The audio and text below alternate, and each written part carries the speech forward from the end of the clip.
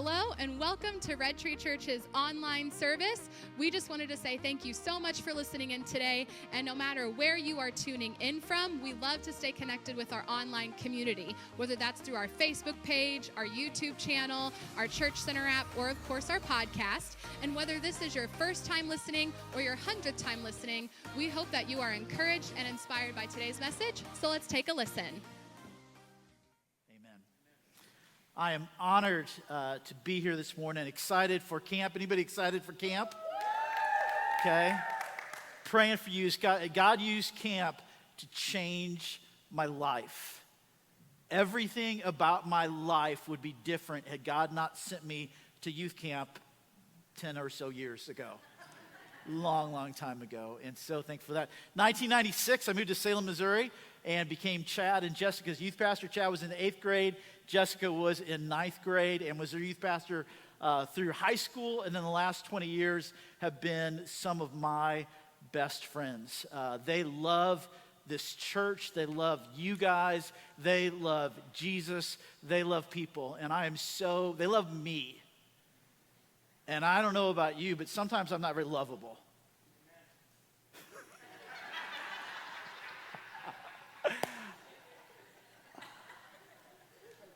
But when I've needed a friend, Chad and Jessica have been there. When I needed someone to talk to, Chad and Jessica have been there. I'm older than them. I was their youth pastor, but in so many ways I look to him as my mentor, my friend, my encourager. I'm so unbelievably thankful for them. And thank you, worship team. Thank you for the gift of worship this morning. Just absolutely incredible. Thankful to be here and be able to speak on God's behalf this morning. So this morning I figured we've got about 25 minutes to talk about something quick and simple like, I figured we pick something easy like, if God is real and God is good, why is there so much evil, pain, and suffering in the world? Sound like an easy topic to talk about today? Okay. How many of you guys ever been in this situation in your life and you're like, God, why am I here? God, why am I in this hospital room? God, why am I in this situation? God, where are you? God, do you see me? Do you know what's going on? God, do you care? Is it just me? Anyone else been in that situation before? God, where are you? What's going on? Are you going to answer my prayers anytime soon? Do you hear me? Do you see me? Do you care? God, why did my mom get cancer? Why did my mom die? Why were we in this car accident? Why did I lose my job? Why did this person abuse me? God, why is my marriage, why is my family, why is my life a mess? Where are you, God? It's one of the biggest questions that I think that all of us wrestle with at some point in our life. And if you've not found yourself asking that question yet, I'm sorry, but it's coming. April 13th, 2000. We went to the hospital just like we had done. We had 3 little kids. My wife was 9 months pregnant. We were going to the hospital just like we had done lots and lots and lots of times before.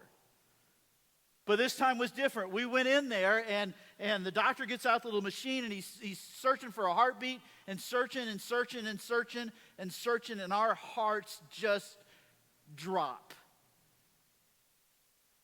And we headed across the street to the hospital, and my wife gave birth to the most beautiful, perfect, black-headed, lifeless little girl you've ever seen. And I remember being in the hospital and all the questions of, God, where are you? God, this isn't how it was supposed to turn out. God, why are we here? Why do all of these people get to take their babies home, but we're going home with empty arms? God, where are you? It's a question that we face here in life because we live in a broken, messed up world full of pain and heartache and suffering and evil. And not only is it a question that we wrestle with for those of us that are followers of Jesus that don't understand all that God does and all that God allows and the journey that he takes us on, But it's one of the biggest obstacles for people that aren't followers of Jesus. You follow Jesus. How can you believe in a God that is real and a God that is good when there is so much pain and so much suffering and so much evil? I lost my dad when I was 10. My parents went through a divorce. I was abused. I was raped.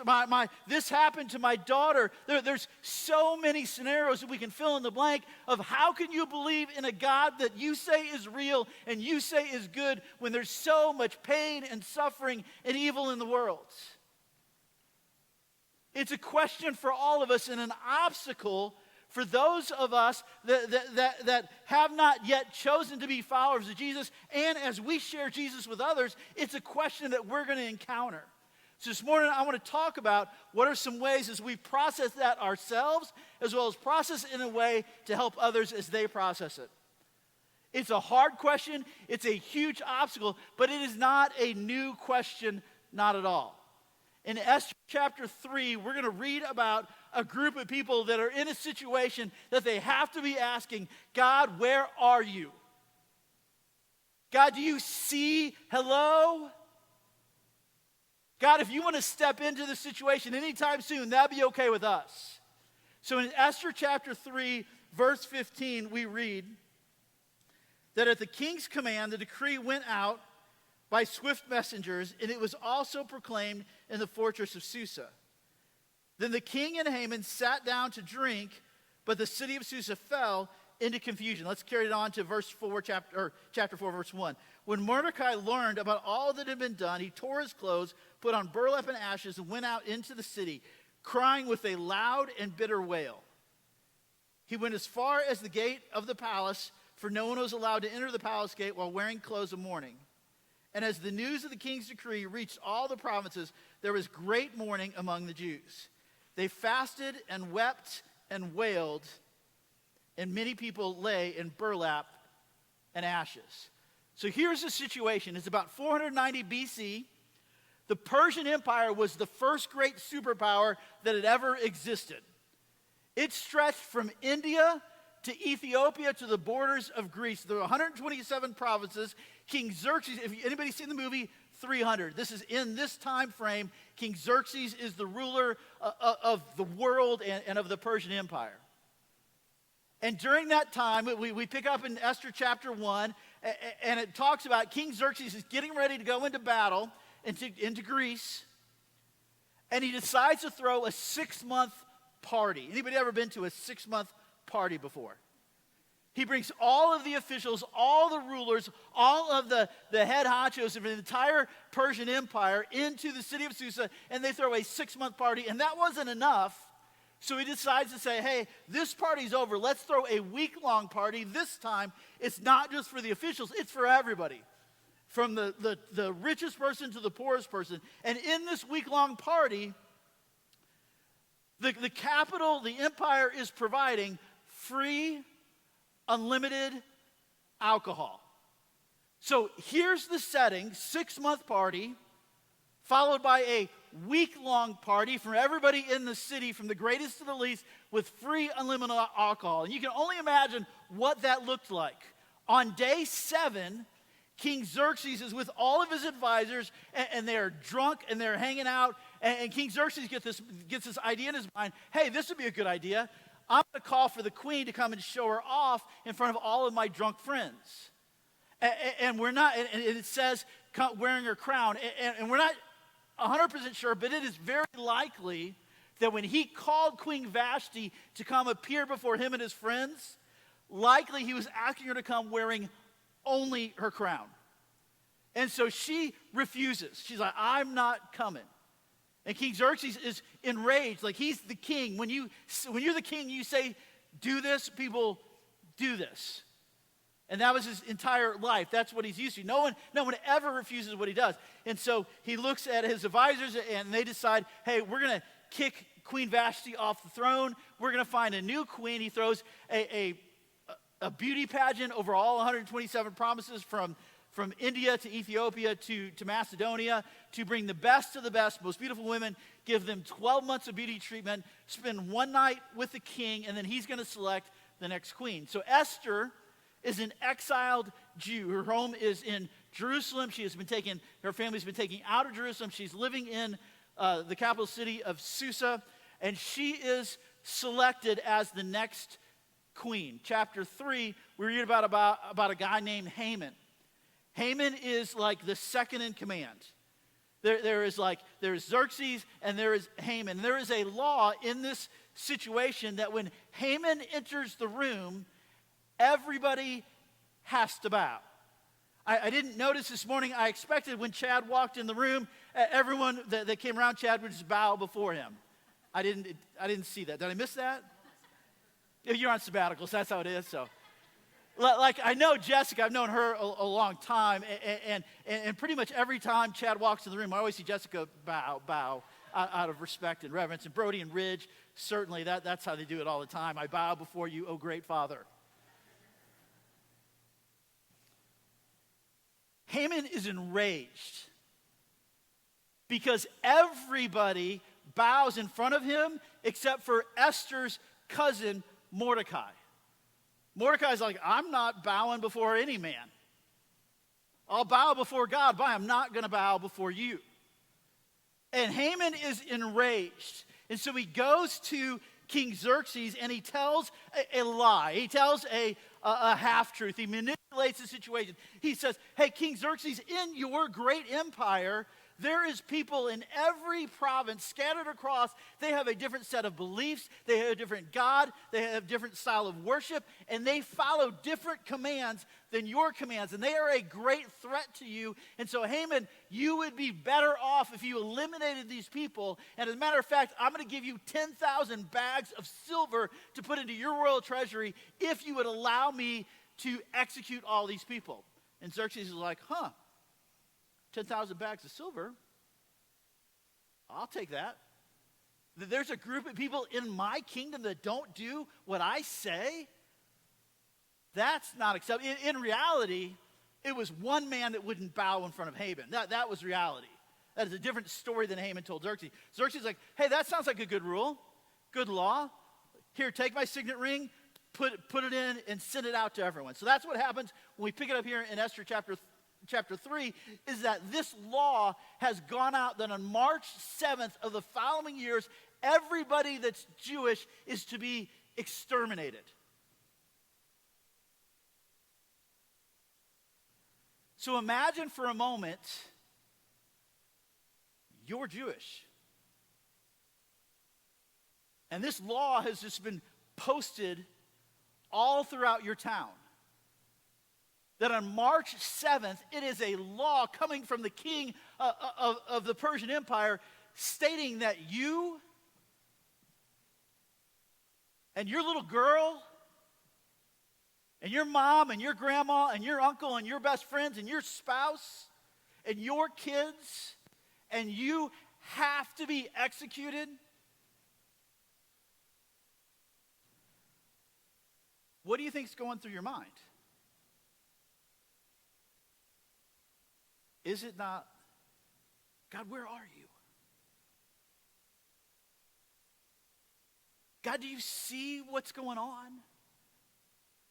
God, I've heard stories about you, and I heard about the Red Sea, and I've heard about manna, and I've heard about the miracles, but God, where are you now?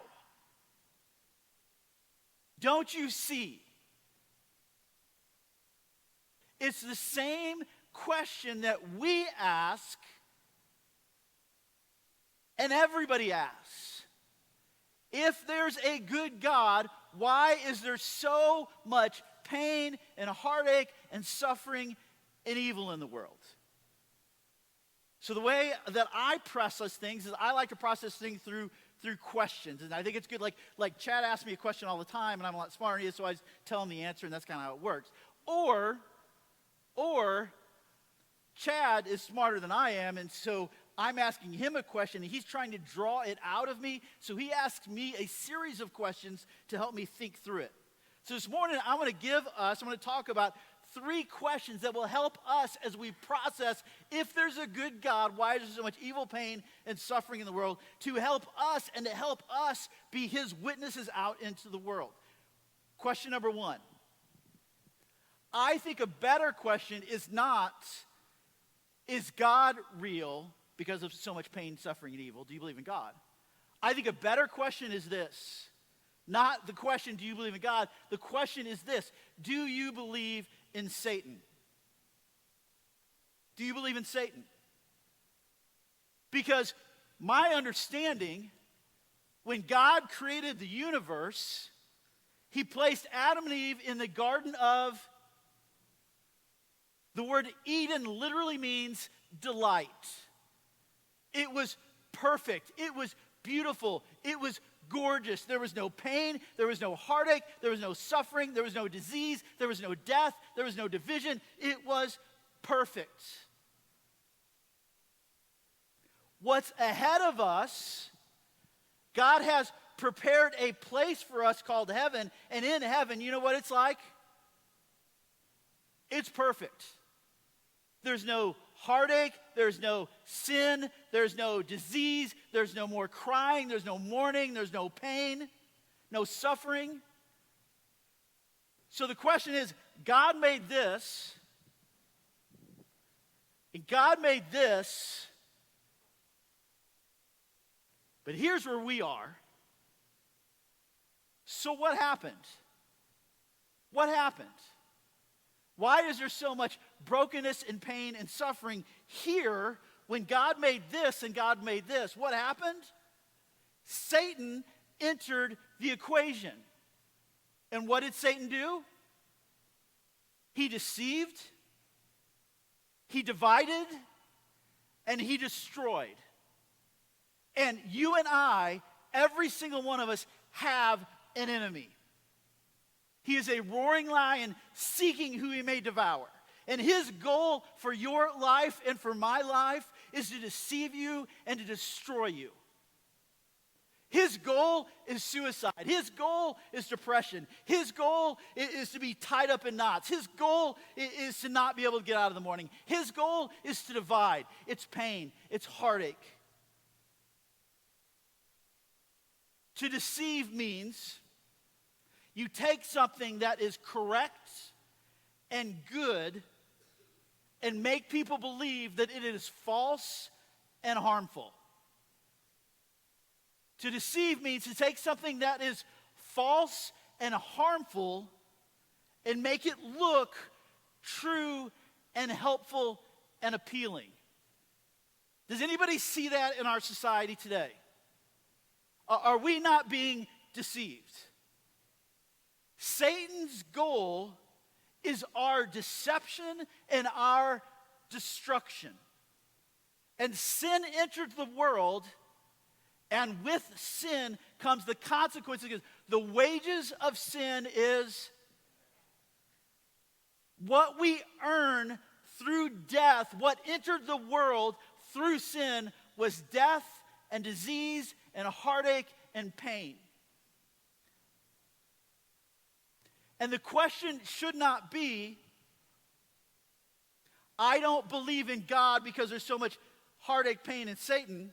I think the better statement is, heartache, pain, and suffering. I think the better statement, the more accurate statement is, no, you don't believe in Satan. Because those are the effects of him and the effects of sin. That's what it comes from. That's question number 1. Question number 2 is this. Do you think God should have given humans the ability to make choices? How many of you guys think it's a good idea that God gave us the ability to make choices? I think if you ask the vast majority of people, the overwhelming majority of people, they say, yeah, we shouldn't be robots. We shouldn't just always do what he wants to do. We should have the ability to make choices. With choices come consequences. I would love to lose 25 pounds. I need to lose 25 pounds. It would be great for me to lose 25 pounds. However, in order to lose 25 pounds, I need to eat way healthier and exercise way more. The only problem is I don't like either of those things. So is it God's fault that I have not lost 25 pounds? It is a direct result of my choices. It's the same thing with our finances. If we continually spend more than what we make, we're going to find ourselves in a bad, unhealthy situation. It's the same thing with our relationships, with our marriages, with the people around us, at our workplace. The words that we speak, how we treat others. Do we put ourselves first or others first? What's our attitude like? Why am I not succeeding in my career? Maybe it's our work ethic. Maybe it's our attitude. So many of the difficult situations we find ourselves in are a direct result of the choices that we make, and at the same time, and even more so, so much of the pain and heartache and suffering that we face in this world are a direct result of choices that other people make that impact us negatively. It's not God's fault that we were abused. It's that person's fault. It's not God's fault that we were mistreated or this happened. It's that we're innocent. It is their fault. It's a direct result of their choices. And a lot of times we say, well, God allowed it, and that's true.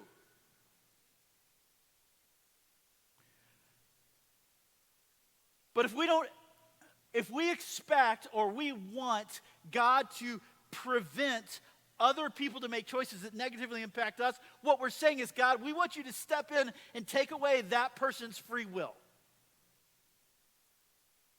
And sometimes he does, but a lot of times he doesn't. And he allows us to deal with those choices. Number 3 is this. Do you think humans are fully capable of understanding all that God is and all that God does? Do you think there's any way that we have the ability to understand everything that God's going to do and everything God's going to allow in our lives? Not a chance. His ways are higher than our ways. His thoughts are higher than our thoughts. He is transcendent. He is above. He is other. He is big. We see this, and he sees this. We know this, and he knows this. Why was our daughter stillborn? I don't know. And it was 24 years ago, and there'll be moments like this, my wife and I will cry just thinking about it.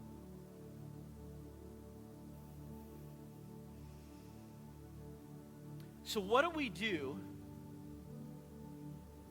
when we find ourselves in a situation, or we're with someone else that's in a situation that we just don't know?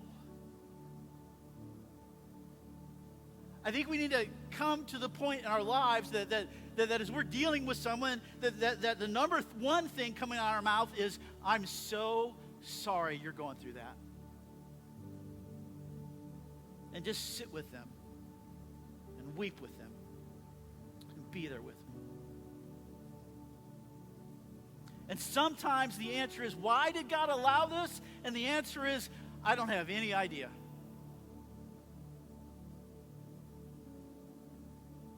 So what do we do?